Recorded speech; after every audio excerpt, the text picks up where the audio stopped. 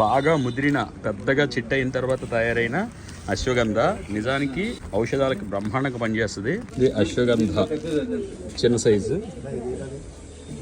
ఇందులో కొంచెం మూలిక పెద్దదైన తర్వాత ఈ విధంగా తయారవుతుంది అశ్వగంధ. ఇది కూడా ఒక రకమైన అశ్వగంధ. వీటన్నిటిలో దా చూపించి పెద్దది నాణ్యమైంది.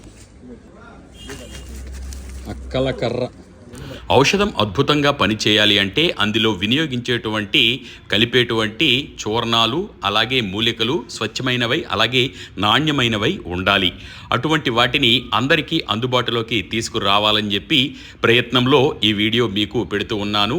ఇక్కడ స్వయంగా మేమే పరిశీలించి నాణ్యతా పరిశోధనలు జరిపి అన్ని అనుమతులతో ఎవరైతే విక్రయిస్తూ ఉంటారో విక్రయశాలల్లో అంటే షాప్స్లో వారు కూడా అందరికీ అందుబాటులో ఇచ్చే విధంగా ఇక్కడ మీకు త్వరలో మేము ఈ ఆయుర్వేద మూలికల చూర్ణాలను తులసి చూర్ణము, వేప చూర్ణము, మారేడు చూర్ణము, తెల్లగలిజేరు చూర్ణము, వస, సొంటి, మిరియాలు, పిప్పళ్ళు ఇలా చాలా రకాల చూర్ణాలను మీకోసమే మేము అందుబాటులోకి తీసుకొస్తూ ఉన్నాము.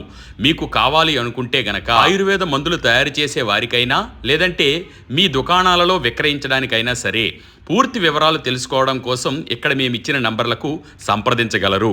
మరిన్ని వివరాలు కూడా ఇక్కడే మేము చెప్తాము. ధన్యవాదాలు.